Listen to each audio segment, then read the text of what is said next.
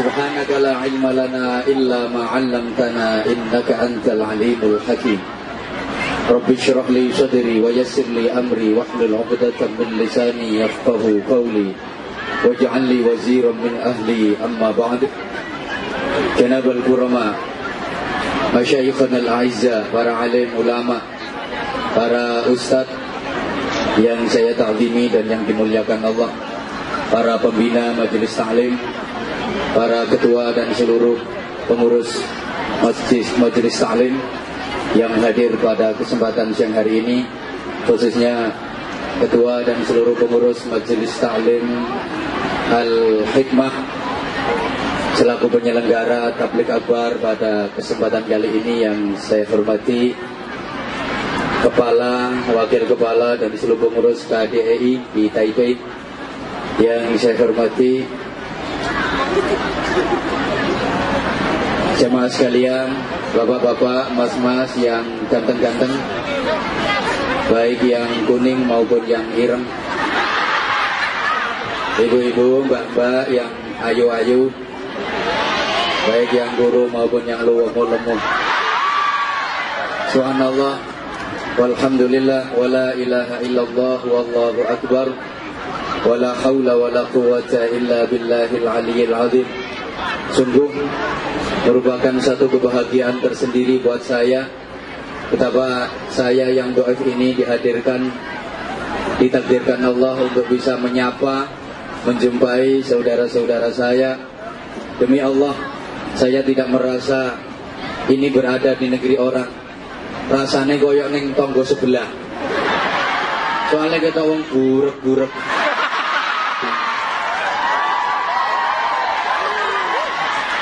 Saya tuh bener gak rumongso nek nyebrang segoro.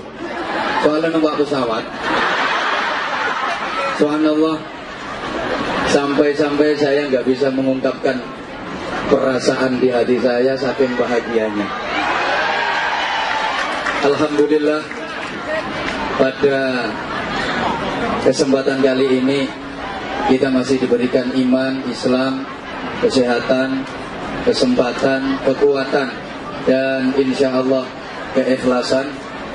Sama-sama kita hadir bersilaturahim, bertolabul ilmi, dengan satu harapan, mudah-mudahan kualitas hidup kita semakin hari semakin baik, semakin dekat kepada Allah Subhanahu wa ta'ala, dan semakin dirindukan oleh surganya.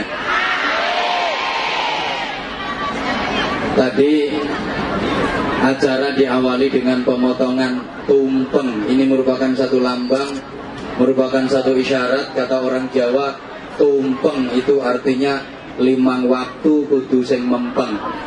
Artinya kalau mengerjakan sholat maktubah yang limang waktu itu harus sungguh-sungguh, itu harus mempeng. Tumpeng itu bentuknya lincip.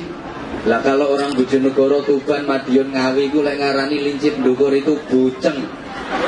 Buceng itu artinya nyebute sing kenceng. Artinya zikirnya harus yang sungguh-sungguh.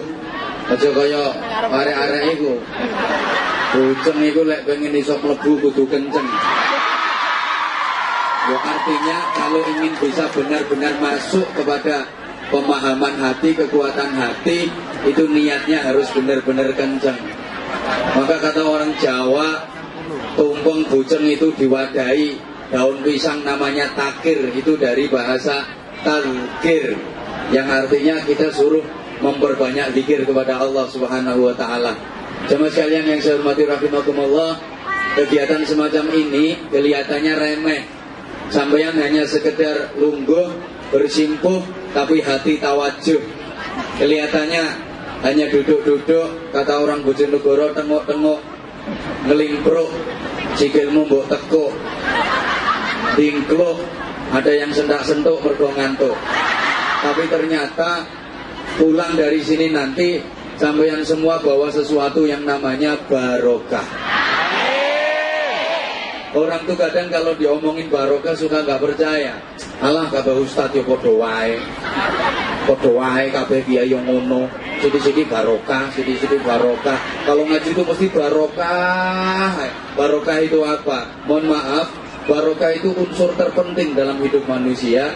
Maka jangan sekali-kali meremehkan yang namanya barokah. Jangan menyepelekan yang namanya barokah. Memang barokah itu kayaknya tidak ketara. Orang ketok bahasa Indonesianya. Barokah itu tidak ketak. Terus kadung mbok guyu. Oke, barokah itu memang tidak kelihatan, tapi ada. Barokah ini kalau ketela, tapi bodoh. Ini cangkreng ngedur. Lo ketela, tapi bodoh. Ada, tapi nggak kelihatan. Tidak kelihatan, tapi ada. Kurang lebih gambarannya kayak cinta. Love. Cinta itu kan ada, tapi nggak kelihatan.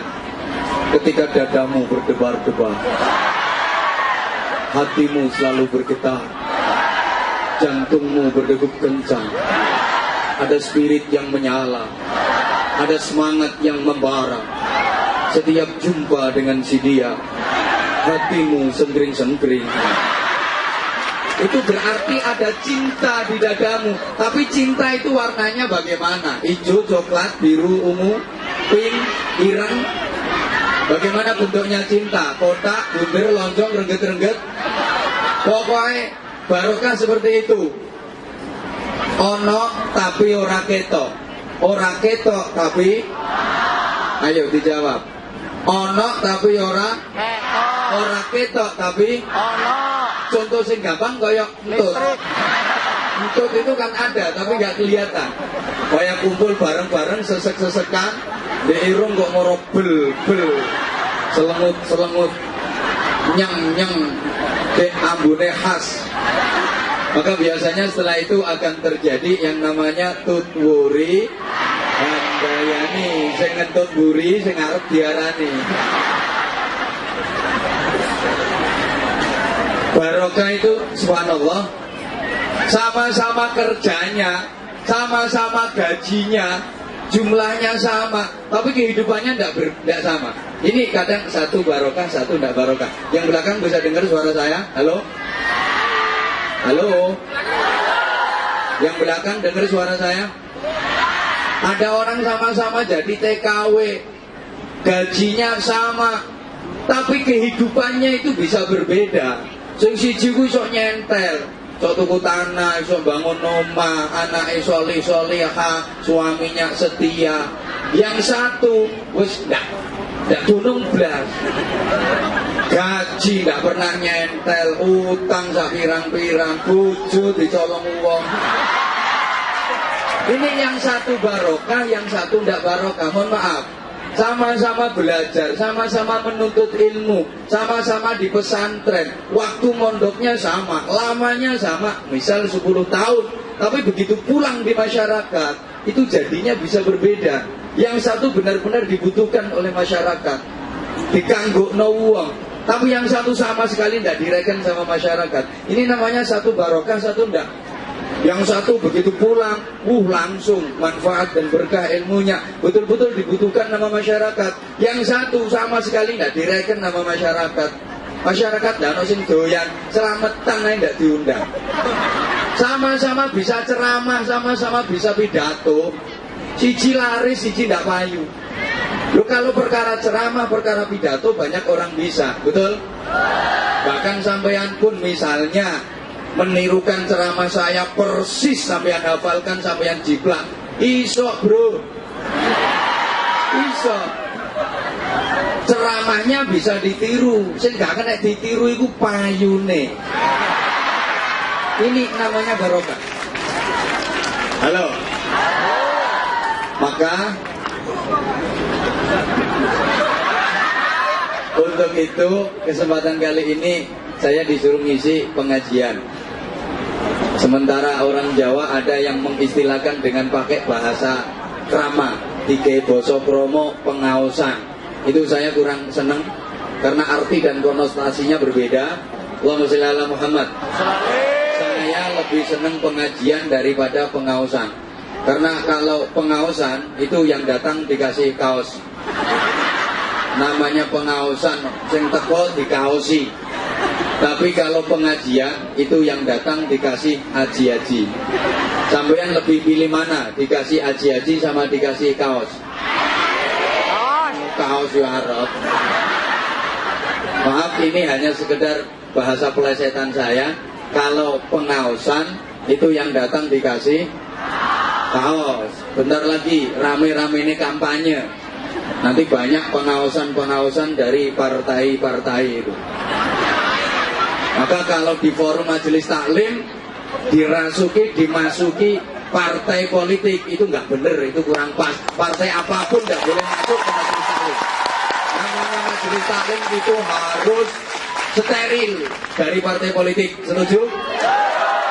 Allahumma sholli ala Muhammad. Ini bukan pengawasan tapi pengajian. Kalau pengajian yang datang dikasih aji-aji. Halo. Tapi jangan salah paham. Aji-aji yang diberikan di forum semacam ini bukan berupa ake. Aji-aji ini duduk kol buntet, duduk merah delima, duduk pring petuk, duduk sabuk nogo sosro, duduk nogo sari. Aji-ajinya bukan pedang, bukan tombak, kiai pleret, bukan keris, bukan. Tapi aji-aji yang diberikan dalam forum semacam ini adalah aji-aji kalimat tauhid. La ilaha illallah. Barang siapa yang pegang aji-aji kalimat tauhid ini dengan kuat, dengan mantap, dengan yakin, pasti dia akan menjadi orang yang beja. Beja bahasa Indonesianya ya, beja, bahagia, mulia, selamat dunia sampai akhirat. Sampai nanti dia bisa membuka pintu surga. Dan aji-aji kalimat tauhid la ilaha illallah itu adalah merupakan miftahul jannah, kuncinya syurga. Ini aji-aji penyelamat kita dunia akhirat, yang bisa membela kita dunia akhirat, memuliakan kita dunia akhirat. Selain aji-aji kalimat tauhid ini, tidak ada artinya, tidak ada gunanya. Bapak Ibu jamaah dan saudara-saudara yang saya hormati rahimakumullah, sampeyan punya aji-aji apapun, nanti di akhirat gak bisa membela sampeyan, gak bisa menyelamatkan sampeyan. Halo. Ayo misal sampeyan punya aji-aji apa? Pak, taman duwe aji-aji jaran goyang, atau garangan goyang, atau bahkan kiret goyang, gak ada gunanya. Taman punya aji-aji semar mesem, semar pendem atau semar ngesing, gak bisa membela sampeyan, gak bisa menolong sampeyan di akhirat nanti. Bahkan di alam kubur pun gak bisa membela kita. Malaikat mungkar nakir yang sudah menghadang kita gak takut sama aji-aji sampeyan. Sampeyan punya jimat yang paling ampuh sekalipun, mungkar nakir gak takut. Sampeyan punya jimat apa? Tumbak, kiai pleret, mungkar nakir gak takut sama tumbak. Sampeyan punya keris, mungkar nakir gak takut sama keris. Apa mana kerismu bro? Gak lebih belas, mungkar nakir gak takut. Malaikat mungkar nakir gak takut sama keris kiai sengkelat, keris kiai pleret, keris kolong menyeng, apalagi keris patih, keris biantoro, keris John, keris Dayanti. Kerisnya gak ada yang ditakutin. Yang bisa membela kita, menyelamatkan kita, memuliakan kita dunia akhirat adalah kalimat tauhid la ilaha illallah. Nah, untuk mendapatkan haji-haji pembela dan penyelamat dunia akhirat tadi, jamaah rahimakumullah, caranya diantaranya kayak gini. Majelis taklim, baik secara langsung maupun ini di Taiwan lagi ramai on air, betul? Ini cara agar kita jadi orang baik. Allah itu kalau oke, diam. Ini satu bukti bahwa memang perempuan itu suka yang berdiri. Nanti ketika aku duduk diam, begitu berdiri semangat. Allah itu kalau menghendaki orang jadi baik, itu caranya diberi pemahaman tentang agama. Sebagaimana sabda Rasulullah sallallahu alaihi wasallam, "May yuridillahu bihi khairan yufaqqihhu fiddin." Allah itu kalau menghendaki orang jadi baik, itu caranya diberi pemahaman yang mendalam tentang agama. Agar supaya bisa paham yang mendalam tentang agama, satu-satunya cara harus rajin ngaji. Nanti kita akan mempunyai kecerdasan yang komplit. Ini saya ulang dulu keterangan yang sering saya sampaikan, yang dalam bahasa kekinian sering diistilahkan dengan intellectual quotient, emotional quotient, and spiritual quotient. Understand? Sudah ngerti ya wis, pokoknya yes. Minimal kan ngelegakno aku. Yang ngelegake wong ku yo ganjaran. Karenanya saya ulang kata-katanya, tolong nanti semuanya semangat. Yes, oke? Okay? Kalau Anda semangat, saya ikut semangat. Tapi kalau Anda loyo, saya juga ikut loyo. Terutama mbak-mbak, aku kan tergantung kamu tuh saya. Kalau kamu oke, aku sih oke-oke aja. Kecerdasan lengkap dan komplit dimaksud itu adalah intellectual quotient, emotional quotient, and spiritual quotient. Understand? Gak ngerti ya wes pokoknya ya. Tak kasih gambaran simpel. Ibarat orang sholat, tingkat cerdas intelektual itu asal benar syarat rukun dikerjakan, yang membatalkan ditinggalkan, itu baru tingkat intelektual. Kekhusyuan tidak ada. Halo. Tingkat emosional itu kalau syarat rukun dikerjakan, yang meninggalkan dibatalkan, sholatnya khudu' dan khusyuk. Tingkat intelektual, tingkat emosional. Kemudian tingkat yang tertinggi spiritual itu ketika sholat tadi diaplikasikan dalam sikap sehari-hari. Setelah mengerjakan sholat, perilakunya menjadi lebih baik. Allahumma sholli ala Muhammad. Ibarat sampeyan baca istighfar, astaghfirullahal-azim, itu membacanya benar, fasih, tartil, sesuai dengan kaidah-kaidah tajwid, itu tingkat intelektual. Bagaimana melafadzkan sin, ta, wain, fa, ra, lafzul jalalah, tepat membacanya. Bukan ash, itu sin besar, ash keliru tapi kecil, as. Kemudian te, ini beda dengan T karena ta, astaghfirullahal-azim. Ini baru intelektual karena hanya berkaitan dengan kefasihan, berkaitan dengan tajwid. Mohon maaf, fasih lesannya belum tentu fasih pula hatinya. Kadang ada orang itu lesannya fasih tapi hatinya tidak karu-karuan. Mek salam, masya Allah, assalamualaikum warahmatullah wabarakatuh. Tapi kita wong itu ayu matane plorok-plorok. Halo. Ada orang itu lesannya fasih tapi hatinya tidak fasih. Sholat tuh masya Allah fasihnya luar biasa. Baru takbiratul ihram medeni wong. Tangan diangkat gek kaku ngececeng.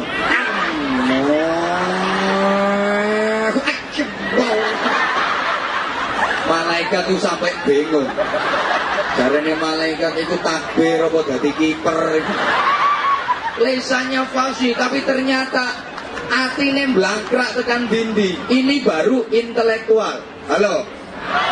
Nah, tingkat emosional itu kalau istighfar tadi penuh penghayatan, dibaca lesan, dihayati dalam hati yang mendalam.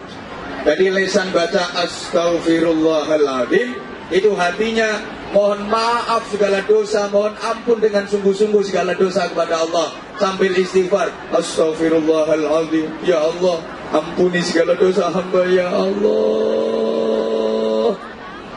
Terus dosa-dosa dilapurno kabeh nang Allah. Sambil istighfar, sambil laporan, astaghfirullahaladzim, lapor,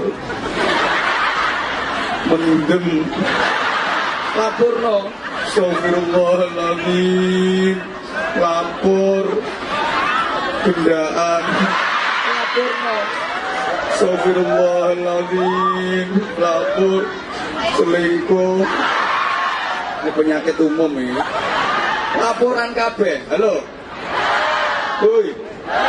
Astagfirullahaladzim, lapor, nyolong duitnya majikan. Laporkan, ini namanya emosional. Nah, tingkat spiritual itu ketika istighfar di play oriented kan dalam sikap sehari-hari. Aku ngomong play oriented, paham? Nggak ngerti. Diaplikasikan dalam aplikasi, orang ngerti. Diimplementasi juga harus. Berarti rohmu terasi berarti. Setelah istighfar, akhlaknya menjadi lebih baik, ibadahnya meningkat baik secara kuantitas maupun secara kualitas. Ini namanya komplit. Nah, dengan demikian, halo, kita nanti bisa mendapatkan ilmu dari mana saja. Makanya rajin ngaji, kumpul sama ustadz, kumpul sama kiai. Oke, tak ajak nyanyi dulu. Aku pengen roh, arek-arek iso nyanyi kagak. Pakai bahasa Jawa nanti ditransit ke bahasa Indonesia. Coba nanti kalau bisa disambung. Allahumma sholli ala Muhammad. Ini nanti kaitannya sama ngaji bareng-bareng. Tombo ati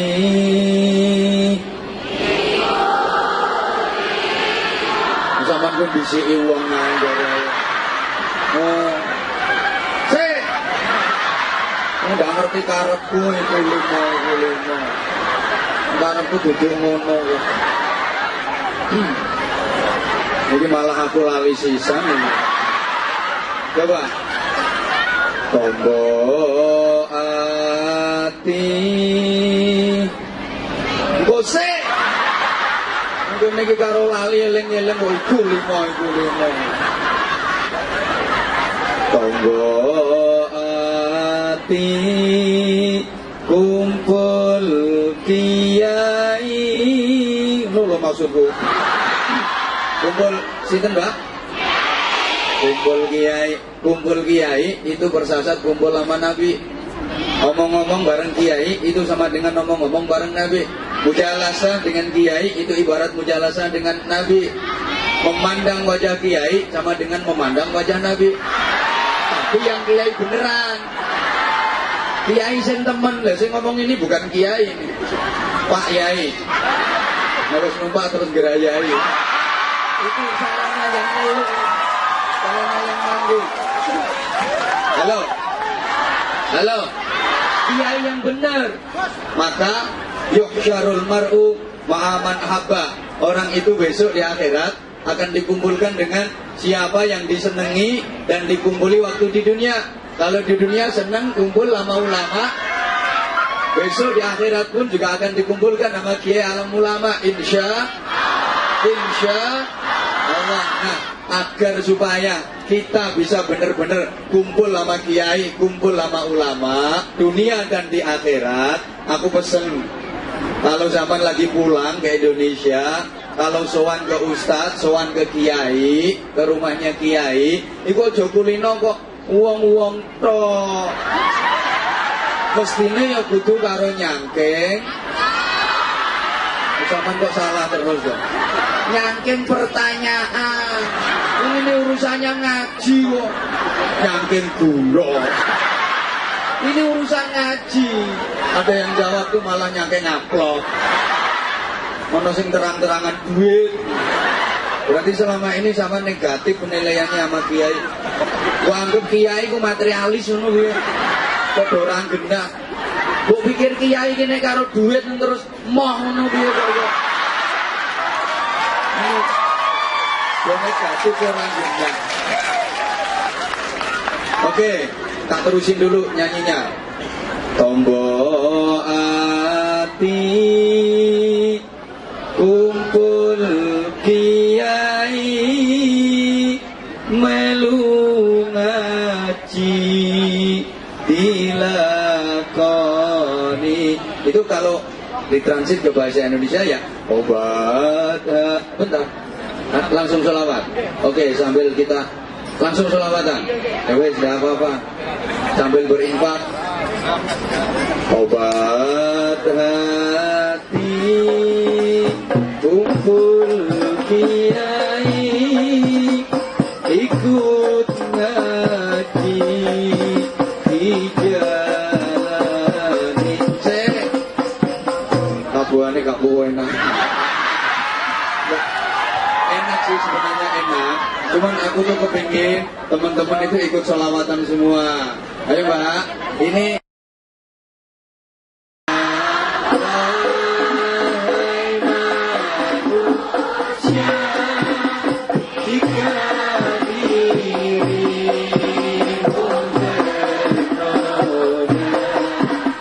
dunia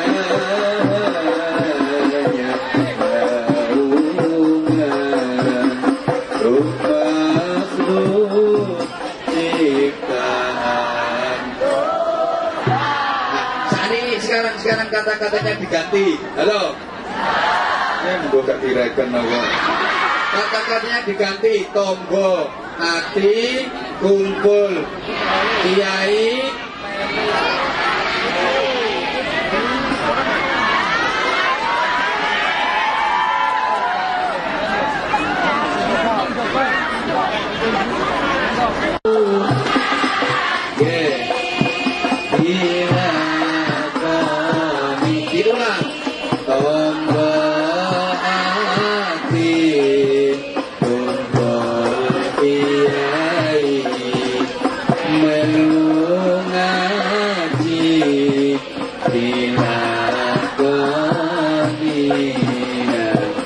Ini ono judulnya, ada pasangannya Arab.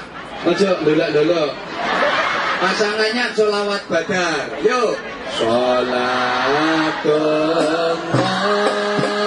salamullah ala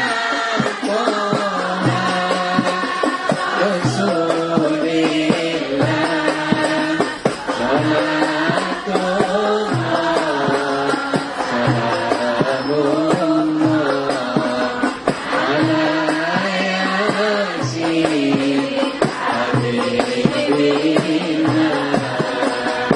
Subhanallah, seneng banget aku Mbak Ejak sholawatan kompak, bagus suaranya. Tepuk tangan untuk Mbak E. Luar biasa, yang Mbak-nya dapat nilai 95. Yang sebelah sana mas-masnya oleh biji 15. Tidak ada sholawatan 2. Makanya mulai dulu aku gak pernah tertarik sama laki-laki. Mbak, itu kan ada rapnya lagu itu. Yuk bareng. Dialah pengasih,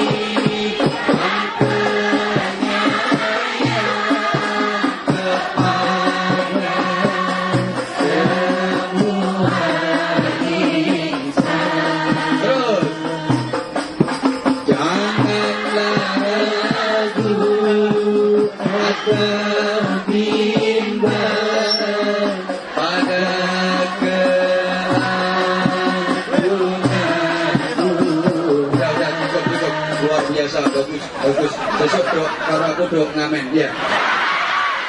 Sekarang kata-katanya tak rubah. Halo. Sopo wonge sregep ngaji uripe bakale aji. Artinya aji itu mulia. Rajin ngaji pasti akan jadi wong sing ngaji, jadi orang yang mulia, dimuliakan Allah, dimuliakan sesama manusia. Bukti yang rajin ngaji jadi ustadz, ustazah, jadi kiai, jadi bunyai, baru datang aja udah dikawal pasukan orang-orang. Nah karuan, lo itu jangan diremehkan itu teman-teman saya yang kayak gitu, penampilan luarnya seperti itu, sama nggak tahu kalau dalamnya lebih parah. Halo bro. Siapa ngerti? Kurang apa? Sunan Kalijaga ketika masih jadi Beranda Lokajaya, ada karu-karuan itu. Tapi begitu dapat hidayah dari Allah lantaran Sunan Bonang, Malik drastis dari Sunan Kalijaga. Minumnya air mineral, botol, gonmu. Tuku-tuku dewe. Bedanya orang yang rajin ngaji sama yang tidak rajin ngaji, rajin nuntut ilmu. Tentu saja jadi ustadz, jadi pejabat kayak gitu enak, dimuliakan. Pangertene ditambah, ilmunya ditambah, jadi alim. Butuhane dicukupi. Rajin ngaji jadi ustadz, ustazah, jadi kiai, bunyai, kebutuhannya dicukupi sama Allah. Omahe apik, mobil duwe, bojo ayu, mangan enak, kerja ndak soro. Kok kan tau roh ana kiai jelek bekecot. Apa kiai nyuluh kodok. Enggak ada. Nyantai. Tapi cukup. Halo. Insya Allah nanti kalau sampean rajin ngaji, tambah rajin ngaji, cukup, pasti cukup kebutuhan sampean. Allah ini yang jamin. ing donyane dirahmati akhirat bisyafaati. Yuk selamat.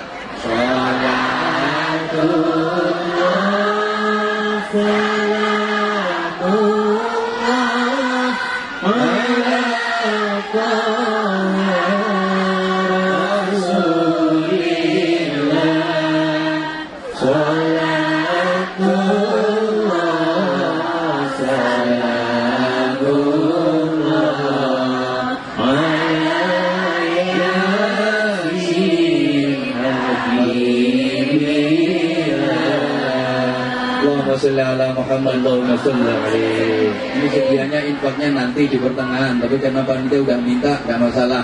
Mohon maaf, kadang lagi nyanyi kayak gini ada yang mengelokkan. Ono sing ngalok, itu ustaz kok nyanyi, kiai kok nyanyi. Maaf, sing ngalok iku ancene cangkeme dhewe gak iso. Lihat dulu dong yang dinyanyiin apa. Kalau yang dinyanyiin lagu religi, ada filosofi, ada kandungan makna, bisa dicerna, diamalkan, manfaat, maslahah, ada berkah. Kenapa tidak? Ya kayak itu, maaf. Kalau lagi di Indonesia, di Jawa khususnya, habis azan, sambil nunggu orang-orang datang untuk sholat berjamaah, itu kan diisi pujian dulu, betul? Itu kan bukan nyanyi, tapi isinya nasihat, isinya petua, isinya pitutur. Itu baik apa baik? Makanya sing dikit-dikit ngomong ini bid'ah, cangkeme ngawur itu.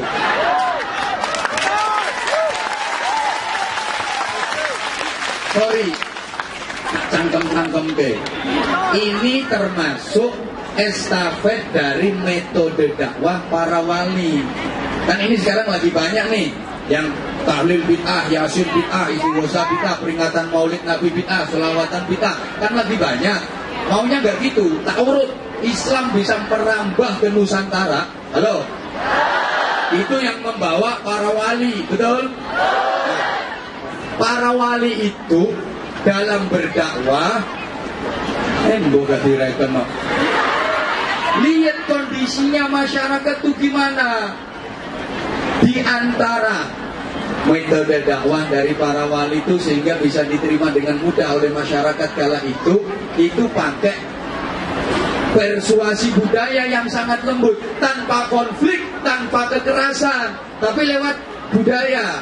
Di antaranya pakai tembang. Sampai sekarang pun zaman udah ke Taipei, zaman udah ke Taiwan, sampai masih ingat betul itu banyak tembang warisan dari para wali. Ada tembang yang judulnya Ilir, ada jamuran, ada padang bulan, ada gundul-gundul, ono cublek-cublek, ono seluku-seluku, ono turi-turi.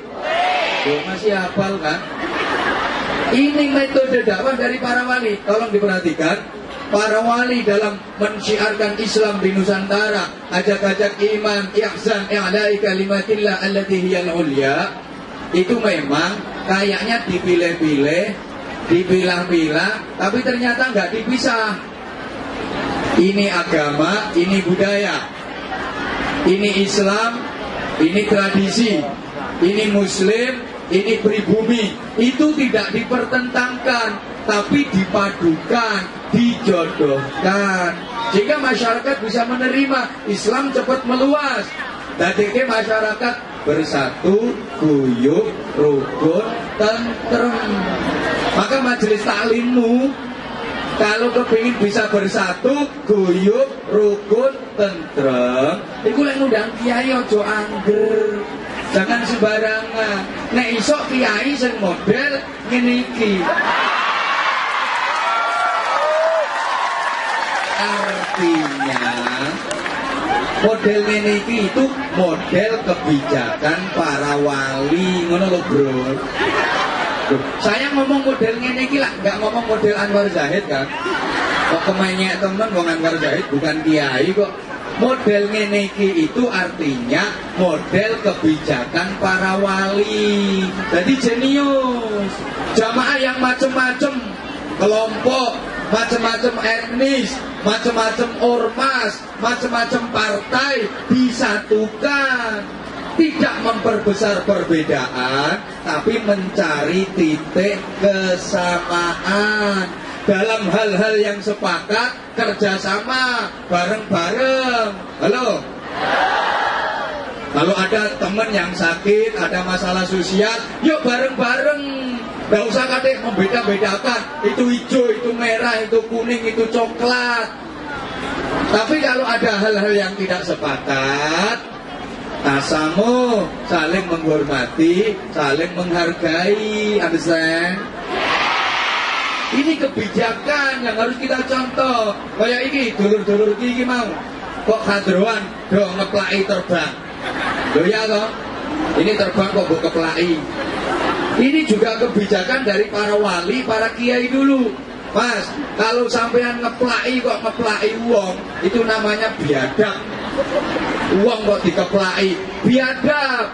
Nah, para wali, para kiai bijak. Daripada ngeplai uang, dosa dialihkan, ngeplai terbang. Cak kemengmu ya. Nanti abul tanganmu ramah masalah. Akhirnya tidak lagi biadab, tapi malah beradab, jadi peradaban, sampai sekarang jadi budaya. Nah, agar tidak sia-sia sekedar keplak-keplak rebana saja tanpa ada artinya, dibarengi dzikir, dibarengi sholawat, sehingga berkah, ada pahala. Paham nggak betul? Ini seperti ini, jangan dikatakan terus bid'ah. Ini mborak direken no. Sama tak kandani yo, ono penyanyi Nasrani di agamanya aslinya di London, Inggris, namanya Kate Stevens. Ini sekarang udah masuk Islam, ganti nama jadi Muhammad Yusuf Islam. Itu dia yang di London, Inggris itu masih baru belajar hadroh sama rebana sama sholawatan. Di sini udah mulai dulu. Orang Indonesia itu mbah baik, biar wis do sholawatan, do hadrohan. Berarti secara budaya tua kita daripada mereka. Tapi sekarang terbalik, anak-anak tuh malah yang dicontoh budaya-budaya mereka kehilangan jati diri, tradisi-tradisi tinggalan salafus salih itu malah ditinggalkan. Woi, kayak sampean mbak-mbak, ibu yang udah punya suami, sampean kerawus suami itu juga biadab itu namanya. Suami kok dikerawus, sampean nyelatu bojo itu ya biadab. Wong bojo sing ngetengi kue kok dikerawus itu gimana? Biadab. Nah, para wali dan para kiai bijak. Sekarang podo-podo ngobahke lambe, sama-sama keluar suara, keluar energi. Yuk, gawe tahlilan wae, gawe yasinan wae, gawe istighosah, gawe zikir, gawe sholawat, sehingga bibirmu tidak lagi biadab, tapi beradab sayang. Berkah, ada nilai pahala. Maka sekali lagi kalau ada yang mengatakan itu orang zikir itu baca kalimat thayyibah, orang tahlil kan juga baca kalimat thayyibah, betul? Sholawat juga mendoakan yang dibaca baik. Ada yang mengatakan itu bid'ah, syirik, macam-macam. Jawab, no, I reckon you. Orang kita yang kita lakukan baik, iya kalau misuh-misuh itu jelek. Halo? Halo? Maka hidup di zaman kayak gini, lebih-lebih zaman di negeri orang, banyak sekali ajaran-ajaran yang menyerang sampeyan, yang menyimpang dari akidah Ahlussunnah wal Jamaah. Betul? Hati-hati, saya mengingatkan, tolong diperhatikan. Sekarang tuh banyak aliran-aliran yang sesat dan menyesatkan. Banyak tuh yang menyimpang dari akidah Ahlussunnah wal Jamaah. Oleh karenanya saya pesan, halo? Kalau baju zaman boleh beli yang baru, pakai mode yang baru, mangga. Kalau rumah boleh bikin baru, tipe baru, monggo. Kendaraan boleh beli yang baru, tapi untuk ajaran agama, akidah, ikut yang lawas. Selamat sampean. Nggak usah ikut yang baru. Saya nganyarku model-model. Model-model sama nut, uripmu malah modal. Coba kadang-kadang mereka tuh berani menyalahkan Imam Syafi'i. Imam Syafi'i salah satu imam madhab yang diakui oleh ulama sedunia. Kadang berani ngomong Imam Syafi'i itu salah. Subhanallah. Padahal yang berani menyalahkan itu kepandaiannya. Saya luwih pinter Imam Samudra. Kok berani menyalahkan Imam Syafi'i? Lah greget wong kok. Halo. Tahlil ndak oleh, yasin ndak oleh, manakib ndak oleh, sholawat ndak oleh, tapi ngebom ora apa-apa. Dia ngebomnya ngawur, masjid dibom ngawur, gereja dibom ngawur, wihara pura tempat-tempat ibadah dibom, hotel dibom, sekolahan dibom, pasar dibom, yang durung dibom ini kari WC umum. Ini nanti kalau WC umum dibom, pakai wong loro weteng, ngisi ngurawani. Maka saya ulang, Mbak E tolong, Mbak E kalau baju boleh beli yang baru, Mbak, beli yang mode terbaru, please. Biar kelihatan modis gitu loh. Asal kreditnya ojo nemen-nemen. Monggo mode baru, gaya baru, monggo asal tetap nutup kayak gini. Subhanallah, saya bangga betul betapa saudara-saudara saya walaupun di negeri orang tapi busana muslimah semua. Inilah cermin perempuan penghuni surga, Allahumma. Ini lambang wanita-wanita penduduk surga, Allahumma. Tapi mohon maaf, teman pakaiannya kayak gini, itu di mana-mana pakaiannya gini, apa di pengajian toh? Pengajian toh? Berarti kalau di luar pengajian dilebar kalian-kalian. Halo, saya sekedar mengingatkan. Bukankah, halo, saya taruh mama dicek. Rasulullah udah mengingatkan salah satu faktor penyebab perempuan masuk neraka itu gara-gara aurat, betul? Betul. Jaga semampunya. Allahumma sholli ala Muhammad. Ini memang zaman akhir Rasulullah udah memprediksi nanti banyak nisaun kasiyatun 'ariyatun ma'ilatun mumilatun ru'usuhunna ka'asminatil bukhtil ma'ilat. Nggak ngerti ya Gus.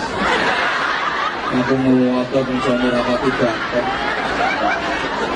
Banyak perempuan yang kelihatannya berpakaian tapi sebenarnya telanjang. Ketoke pakaian tapi sejatine wudo.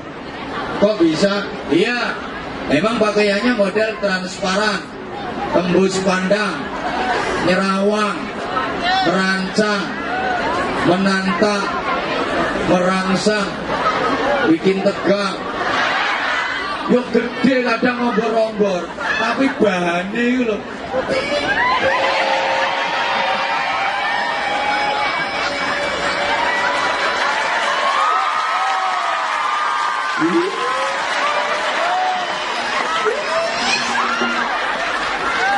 Di orang rangkep Pak. Allah Mbak, saya itu udah kadung dipanggil Ustad. Nanti ya saya no. Kalau lagi lihat perempuan yang gaya pakaian model kayak gitu tuh hati saya ya Allah seneng. Maksudnya seneng nasihatin, seneng nuturi. Ya Allah. Kadang-kadang Bogor itu beliannya sampai sore dodo. Sing tengen sinabung, sing kiwa kelut. Waduh beli bose. Ya kelambi itu ngini, berarti ketok untuk kaya harap mencolok. Sumpah mas, aku lagi ketok model menunggu. Bisa saya cuma doa dan doa. Bisa kuming dongo. Ya Allah, muka-muka dicoloti kire. Nanti kewel karuan. Kita prihatin bener. Wangi-wangi itu sekarang perempuan. Kadang kalau nggak gitu pakaiannya itu modelnya melefet, nafret, full press body. Itu bahasa Inggrisnya kan pating pecotot. Aneh-aneh tuh. Kadang ngisor rapet, dukur mengo. Dukur rapet, ngisor mengo. Ngisor dukur rapet, tengah masuk angin. Ada yang pakai rok mini, yang atas kurang ke bawah, yang bawah kurang ke atas. Woi, mana wong lanang yo seneng-seneng aja bro ya. Iya, karena sebaik-baik pakaian perempuan itu bagi laki-laki masih lebih baik kalau dia nggak berpakaian. Tuh.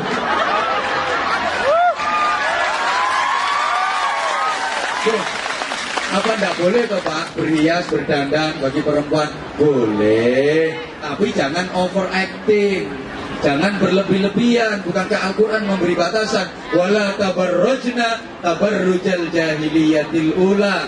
Jangan tabarruj sebagaimana orang-orang jahiliyah terdahulu. Overacting. Pakai parfum boleh enggak? Boleh. Tapi jangan berlebih-lebihan. 2 botol dipakai sekaligus. Dan waktu toko mabel mesti dirasani wong. Mayat endi ya. Pakai bedak boleh, tapi jangan terlalu tebel 25 cm. Woi.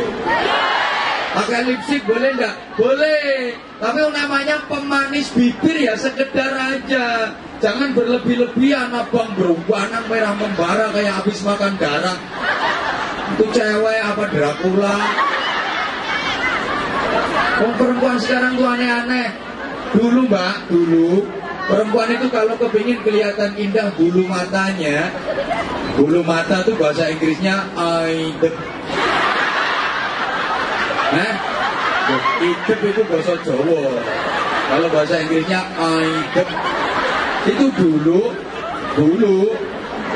itu cukup pakai jepitan, dijepit, mari ngono dijendeknya. Saiki ndak.